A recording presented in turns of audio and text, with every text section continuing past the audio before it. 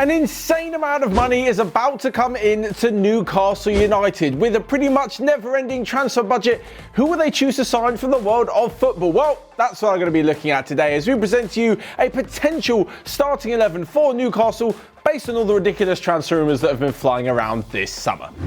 First off, and funnily enough, we actually start this transfer video without a transfer because if they were to bring in a brand new goalkeeper, it would be so incredibly harsh on Martin Dubravka. He's been brilliant for the last 2 years at Newcastle. In fact, one of the best goalkeepers in the league and a massive reason why they haven't slipped further into relegation trouble. A brilliant goalkeeper who at least deserves one more season after all the money has come in before they go and sign someone else.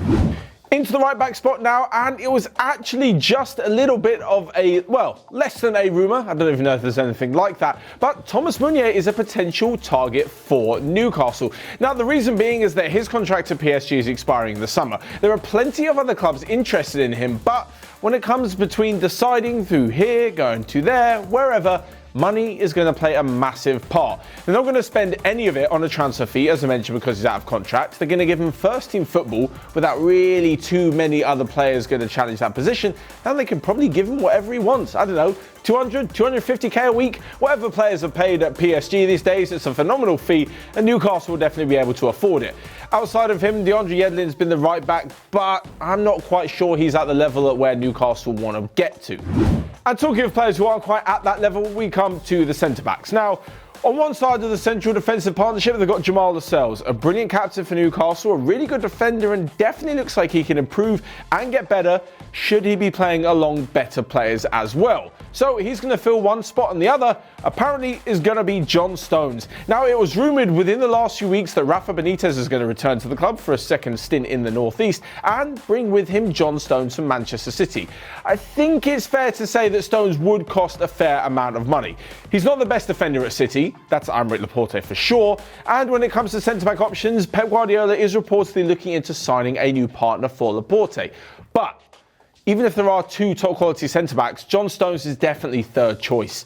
I mean, Nicolas Otamendi isn't getting in there, and Fernandinho is a central midfielder by trade, so really, is Stones actually going to be leaving? Anyway, there's a rumour, so he's going straight into this team. Of course, if that centre-back partnership does go ahead, the likes of Charles Lejeune and Fernandes can all feel a little bit hard done by, but much like with DeAndre Yedlin, I think they're good now for Newcastle, but if they want to be challenging for Europa League, Champions League or whatever, they're going to need an upgraded player.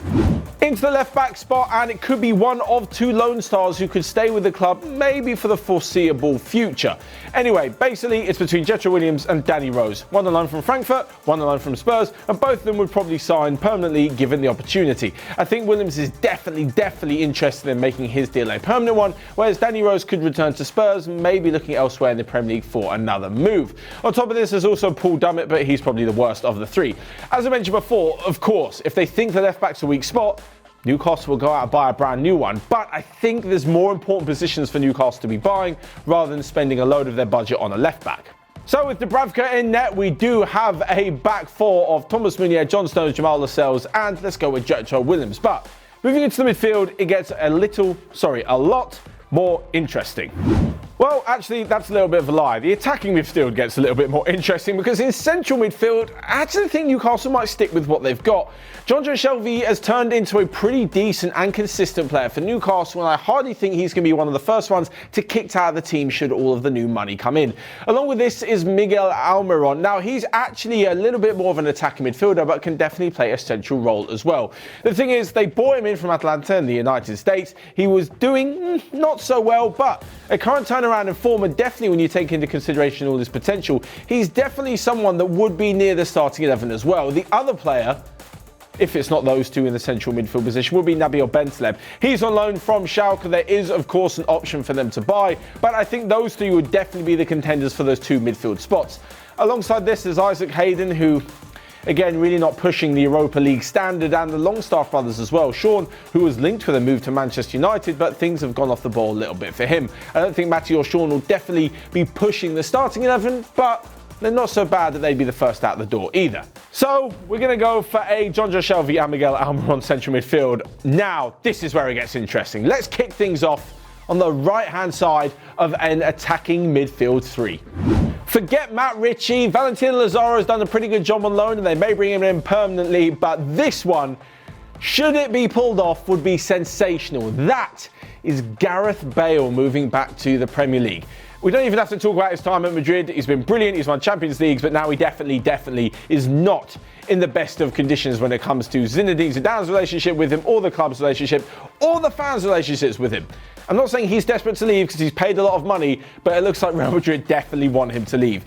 There's talk of a move to Manchester United, although Solskjaer's looking at a lot of younger players, maybe an emotional return to Spurs, but I'm not so sure they'll pay their wage. So you need a team with a lot of money. What are we talking about? It's Newcastle. So yes, they could potentially put in a ridiculous offer for Gareth Bale. Now, of all the transfers on this list, it's probably the least likely, along with maybe one or two others. They're all unlikely. But even so, it would actually be ridiculous to see Bale be that star, be the superstar at Newcastle, and literally try and drag them into the European places. Now, we saw with last season at Spurs, they pretty much would have been nothing without Gareth Bale banging in 21 Premier League goals that season. In fact, he was so good then that Real Madrid decided to pay a lot of money for him. So if you can recapture some of that form back in the Premier League, I'm sure the Geordie fans will be absolutely loving it.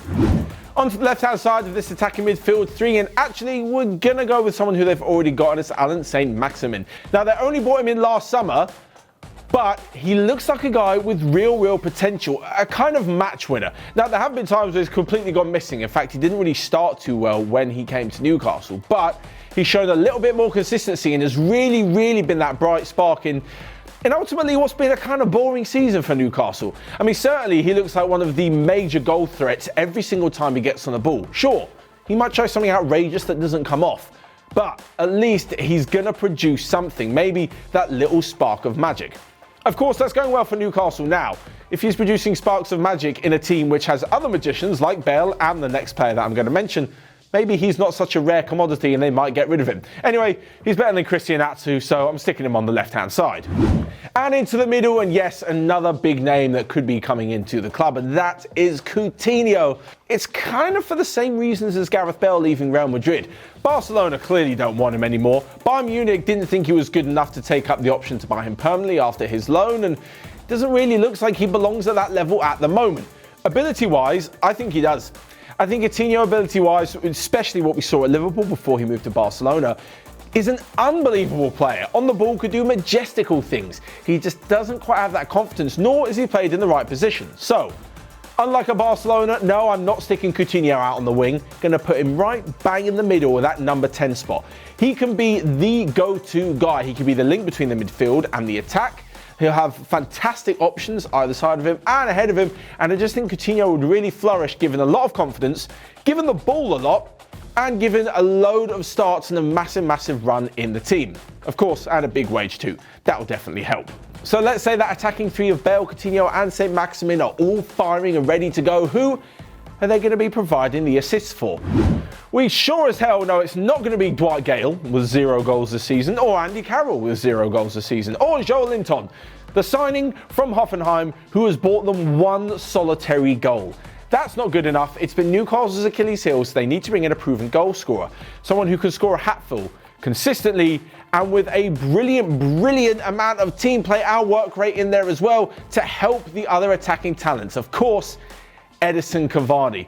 Gonna leave PSG at the end of his contract. Probably isn't quite old enough yet to say he's gonna, just sack it off and go to the MLS or go back to his home country. He's still got a lot to offer. PSG's top goal scorer of all time. He's a brilliant all-round player and he's got the kind of work ethic that is definitely appreciated by the Newcastle faithful at St James's Park. He's going to be finishing off the moves, he's going to be running the channels, he's going to be helping set up the likes of Coutinho and Bale as well, and best of all, he's going to be on a free transfer. Personally, I don't actually think he'd be that much of a nuisance when it comes to, negotiating wages and that big money. Sure, he's going to be on a lot of money. Great. Anyone who signs for Newcastle from here on out is not going to be on a load of money. I can't see him being as bad as Coutinho or definitely Gareth Bale when it comes to negotiations. So I think Cavani would be the perfect fit to fire Newcastle into the top half of the league, certainly challenging the top 6.